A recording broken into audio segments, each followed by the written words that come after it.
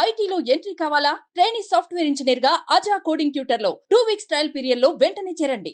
ఆస్తుల కోసం కన్న తల్లిదండ్రులనే కాటికి పంపుతున్న నేటి సమాజంలో తాజాగా ఓ ఘటన అందరినీ కంటతడి పెట్టించింది. 6 ఏళ్ల తర్వాత తండ్రిని అనాథాశ్రమంలో చూసిన ఇద్దరు కూతుళ్ళు భావోద్వేగానికి గురయ్యారు.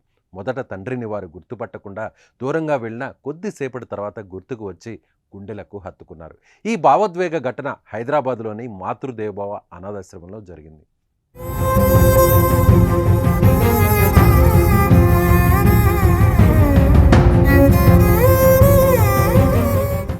ప్రతి అమ్మాయికి తమ జీవితంలో తండ్రి అనేవాడు కొండంత అండ. తండ్రి లేని జీవితం ఎంత కష్టంగా ఉంటుందో మాటల్లో చెప్పలేనిది. అలాంటిది 6 సంవత్సరాల కిందట తప్పిపోయిన తమ కన్న తండ్రి ఒక్కసారిగా అనాథాశ్రమంలో కనిపిస్తే ఆ బిడ్డలు ఎంత భావోద్వేగానికి గురై ఉంటారో ఊహించగలరా?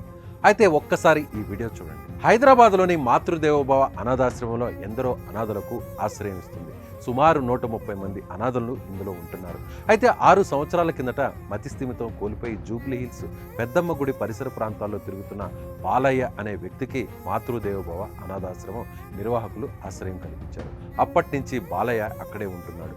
అయితే గత నెల మాతృదేవోభవ అనాథాశ్రమానికి వచ్చి తన తండ్రి తప్పిపోయాడని, మతిస్థిమితం లేదని తండ్రి కోసం గాలిస్తున్నట్లు బాలయ్య కూతురు దివ్య తెలిపింది.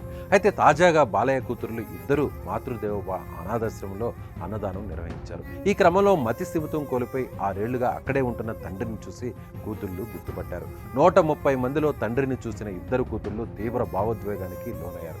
నాన్న అంటూ దగ్గరకు వెళ్లారు. అయితే బాలయ్య వాళ్ళని చూసి భయాందోళనకు గురయ్యాడు. ఆశ్రమంలో ఉన్న వ్యక్తి భయపడాల్సిన అవసరం లేదు, వీళ్ళు నీ కూతుర్లే అనడంతో కాసేపు కూతుళ్ళు మనవాళ్లతో బాలయ్య ఆనందంగా గడిపాడు. బాలయ్యను ఇంటికి తీసుకుని వెళ్తామని చెప్పడంతో ఆశ్రమ నిర్వాహకులు పలు కండిషన్స్ పెట్టి బాలయ్యను కుటుంబ సభ్యులకు అప్పగించారు.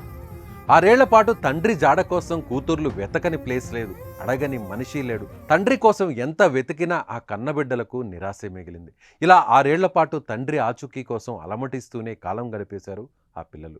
6 ఏళ్ల తర్వాత దేవుడు ఆ కన్నబిడ్డల మొర ఆలకించాడేమో, తండ్రిని ఆ కూతుళ్ళు కంటపడేలా చేశాడు.